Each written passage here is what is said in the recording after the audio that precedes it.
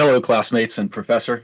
My name is Daniel Gomez, and for my Lab 8 research sharing project, I'm going to go over the work I did for lab number 4, exploitation research, and I've done a little bit more investigation after that, but most of the work has already been done in that paper, and I will just be going through that. So to begin, here are the references I've used for this project. Please go ahead and review them at your leisure. I think you'll find them quite interesting. So the topic.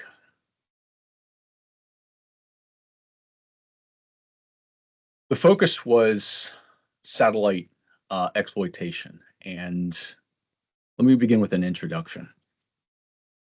After 2 years of fighting, nearly 500,000 Russian and Ukrainian troops are now dead or injured between the two nations. Sadly, the horrors of war are much the same as they've always been. What has changed and now has become the norm is the use of cyber warfare tactics. At 6 p.m. on February 23rd, 2022, one day before the launch of the full-scale conventional military invasion by Russia into Ukraine, using soldiers, tanks, and artillery, Russian cyber hackers broke into a secure virtual private network to gain access to servers located in northern Italy used by Viasat administrators to control a satellite internet network called KSAT, and then proceeded to deploy malware dubbed Acid Rain that left over 45,000 modems inoperable within Ukraine, causing a huge loss in communications in the first hours of the war. Telecommunications are critical for any modern military offensive or defensive operation, especially satellite communications. There was also collateral damage from the satellite hacked experience by other countries too. For instance, in Germany, remote control of 5,800 wind turbines were knocked out, and many other kinds of disruptions were experienced by organizations all over Europe. As modern societies continue to advance, and the more our critical infrastructure uses digital embedded systems and global communication systems to include satellites, the greater those satellite systems will become a target of cyber hackers, whether for criminal activities or for military conquest. Therefore, it's important to understand and thoroughly research how cyber hackers exploit advanced satellite communication systems, which are becoming an increasingly larger share of our global communications critical infrastructure, so we can better protect them and they can become more resilient to future attacks.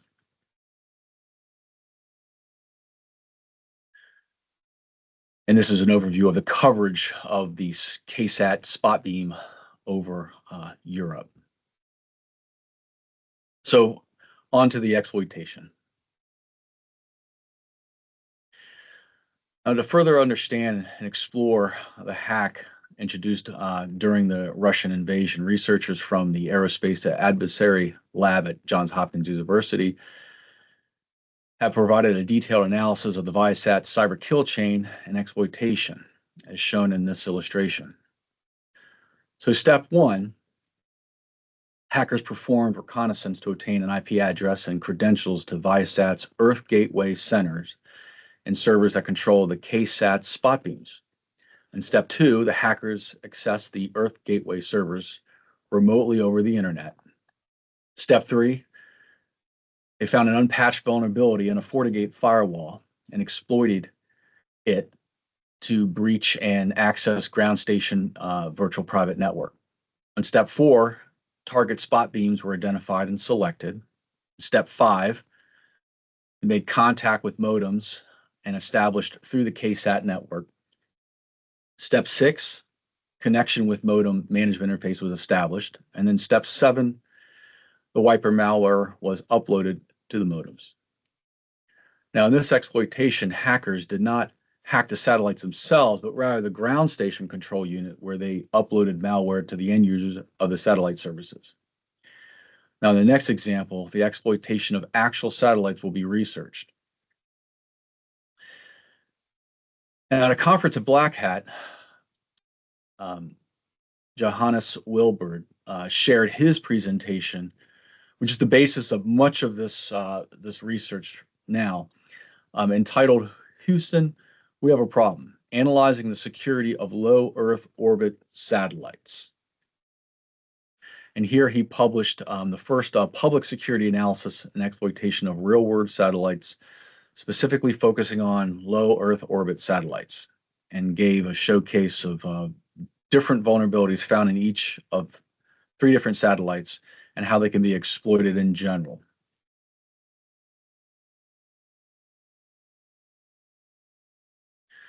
So to understand how a specific satellite embedded system might be attacked, it's important to understand satellite architecture. In general, as you can see in the illustration, there are several subsystems that typically compose a satellite, not including specific instrumentation, such as sensors relevant to the mission set of the satellite. So here we see that first you have an attitude determination and control system, the ADCS. This controls the orbital positioning of the satellite, directs hardware components toward either the Earth or the Sun, and performs autonomous detumbling, stabilization measures, and others. Next, you have the power supply, or EPS. This controls the power generation by solar panels for storage in the batteries. Next, you have the command and data handling system, or CDHS. This controls all functions of the satellite through an integrated hardware computing platform and real-time operating system. Then you have the payload. This includes specific data related to command and control traffic, instructions to perform the mission task unique to the satellite, and its specific equipment configuration. Finally, you have a communications module, or COM. This handles the decoding, protocol processing of communication traffic, which includes both incoming command and control instructions from a ground station, or telcommand traffic, TC for short, and the outgoing information back to the ground station, or telemetry traffic, TM for short.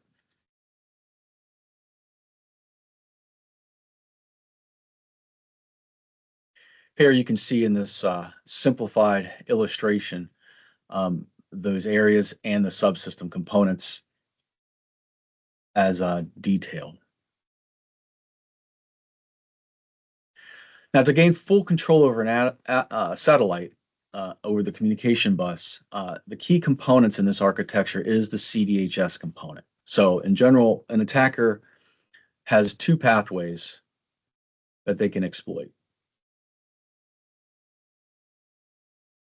First, given the architecture and the attack pathways, there are 4 main objectives that the attacker can use, right? First, you can bypass the boundary COM protections. Second, you can exploit a dangerous configuration or vulnerability of the TC. Third, you can hijack the control bus and data flow of the CDHS. And fourth, you can execute malicious intent with communication bus privileges. And again, the 2 pathways being at the top, the TCM traffic pathway, or at the bottom, the payload pathway.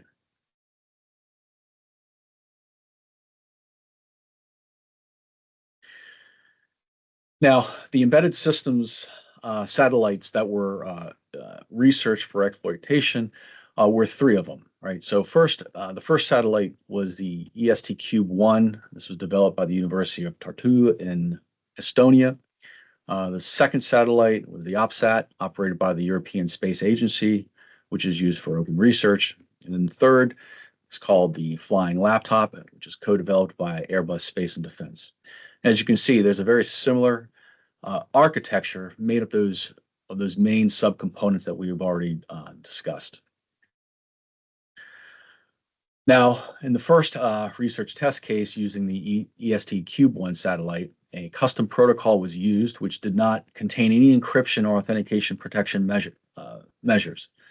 So without any COM protections, the ability of a hacker can easily gain TC command access. And upon further inspection of the CDHS interface and software, the use of a memcopy function was identified, allowing the injection of malicious commands to hijack the control bus. So this is an example of where you're using a custom operating system to control the satellite architecture, and quite often many do not include the security controls that should be present. or used or they used old unsafe commands like memcopy.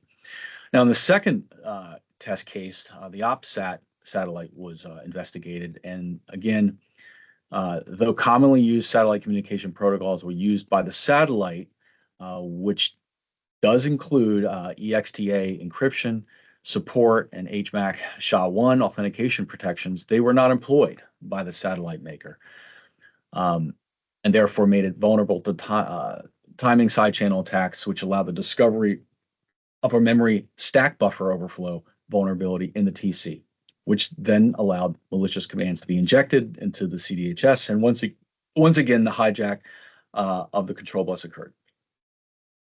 Now, for the third satellite test case, the flying laptop was focused on. The satellite, again, used standard space communication protocols as defined by the Consultative Community for Space Data Systems, CCSDS. And this is a multinational forum for the development of communications and data system standards for spaceflight. But the difference was that this satellite actually did employ the security measures, and hence attempts to hack the satellite were unsuccessful. So what was learned through these investigations? Well, the reasons for not including security measures seem to be the result of both higher implementation costs to include increases in labor, hardware, and schedule. For example, the additional hardware required would impose additional load and require a larger power budget, thus making security infeasible for some satellites that are deployed by research institutes with a limited budget. When 19 engineers and developers representing 17 different models of satellites were surveyed, 3 of the respondents admitted they had not implemented any measures to prevent third-party intrusion. These challenges and other security oversights expose some of the myths about satellite security that must be debunked. First, one of the false assumptions held is the myth that satellites are basically inaccessible and thus are secure. This may have been true decades ago, but ground station hardware is much cheaper today, and hackers are now able to rent ground station services from the major commercial cloud service providers, as shown.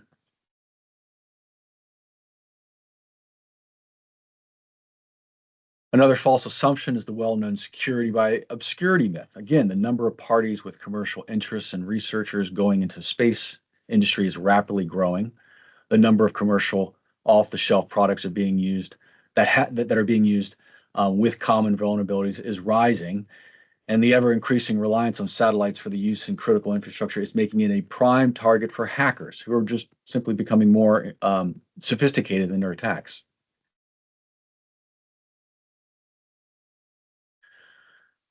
Additionally, post submission of the paper, Viasat also gave a presentation at the Black Hat conference, and some of the lessons that they learned are also included here.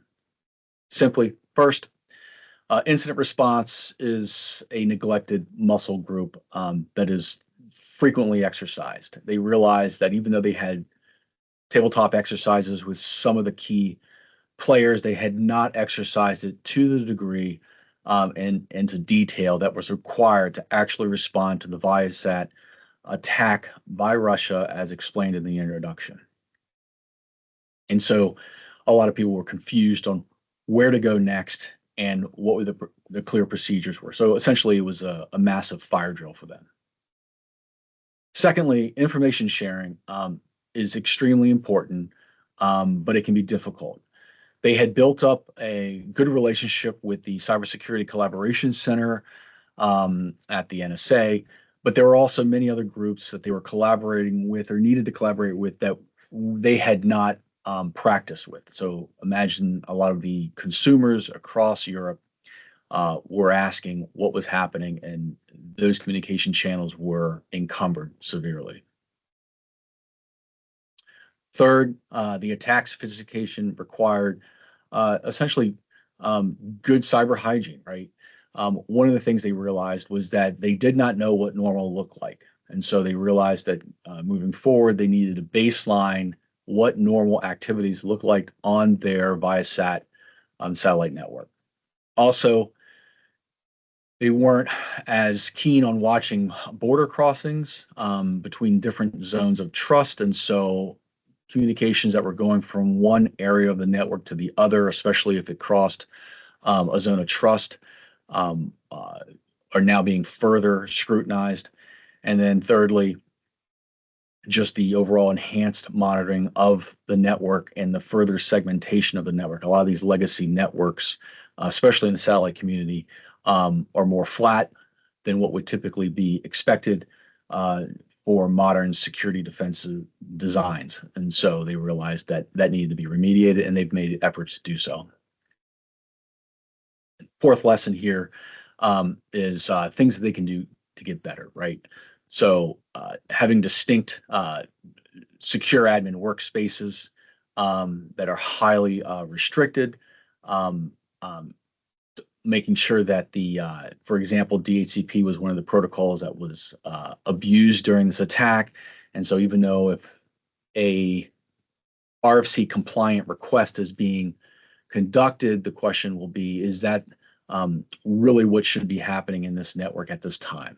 And then again, as mentioned earlier, building out these zones of trust from the edge to the core um, to ensure that there's no malicious activities that are occurring or that should be occurring um, between these zones of trust. On to the mitigation. So the growing threat of satellite exploitations have recently been addressed by several U.S. agencies: the Federal Bureau of Investigation, the FBI, Cybersecurity Infrastructure Security Agency, CISA. Both have published advisories on how SATCOM, uh, satellite communication providers, can strengthen their cybersecurity. Most of this amounts to just standard cyber hygiene that every service provider should be taking. But one of the newer efforts that shows a lot of promise is is the work by the Space Attack Research and Tactic Analysis, or SPARTA, matrix that's been produced, which serves to ensure that space cyber community is empowered to continually educate engineers and system defenders so they can overcome the unique cyber threats they face in the domain. These efforts document the threat agents, the levels of attack sophistication, and defense in depth principles, as well as expanding upon the well known MITRE ATT&CK framework with the aim of closing the gap to address challenges emerging in the space domain. So, as you can see from this chart, which is models exactly the MITRE ATT&CK framework.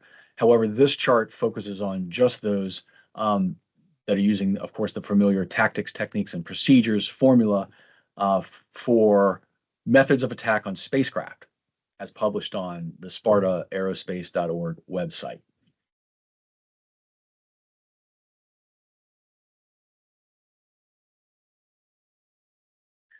So, in conclusion, modern society is becoming increasingly reliant on global communications and satellite systems, and therefore the need to protect those satellites and their embedded systems is also becoming increasingly more important.